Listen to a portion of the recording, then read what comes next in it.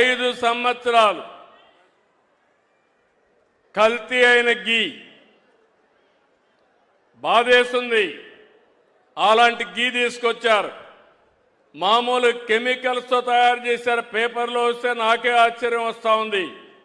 ఎలాంటి కెమికల్స్ అంటే మన బాత్రూముల్లో వేసి క్లీన్ చేసే కెమికల్ని గీలో వేసి దాన్ని మళ్ళీ లడ్డు చేసి మనం తినే పరిస్థితికి వచ్చామని వస్తున్నాయి.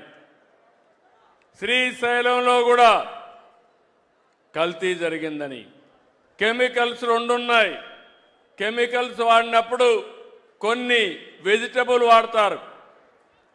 వెజిటబుల్ ఫ్యాట్ వాడితే ఎక్కువ రేటు, అనిమల్ ఫ్యాట్ అయితే తక్కువ రేటు. అది కూడా కలిపారని ఎన్డీడీబీ రిపోర్ట్ ఇచ్చే పరిస్థితికి వచ్చింది. నిన్నే మాట్లాడాడు.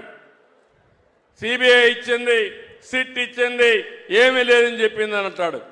వాళ్ళ బాబాయ్ నిన్నే మాట్లాడతాడు. సిట్ చెప్పింది కల్తీ ఉందనింది, కానీ ఎనిమల్ ఫ్యాట్ లేదని మాట్లాడతాడు. నేను మాట్లాడలేదు. నేను ఎందుకంటే ఒక భక్తుడిగా చెప్తున్నా, నేను కూడా మాట్లాడకూడదు. వెంకటేశ్వర స్వామి పవిత్రత కోసం అని ఆలోచించాను. కానీ మీరందరూ చూశారు వివేకానంద రెడ్డిది. వివేకానంద రెడ్డి బాబాయిని చంపి నెక్స్ట్ డే నా చేతిలో కత్తి పెట్టి నారాసుర రక్త చరిత్రను పెట్టారా లేదా తమ్ముళ్ళు అని అడుగుతున్నా. పెట్టారా లేదా?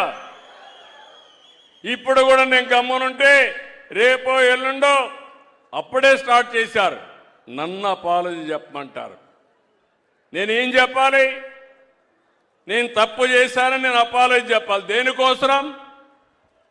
నేను ఆ రోజు ఒక రిపోర్టు చూశాను. ఆ రిపోర్ట్లో అనిమల్ ఫ్యాట్ ఉందని చెప్పారు. అది కూడా ఎన్డీడీబీ కాఫ్ రిపోర్ట్ చెప్పారు. నేను ఆ విషయమే చెప్పాను.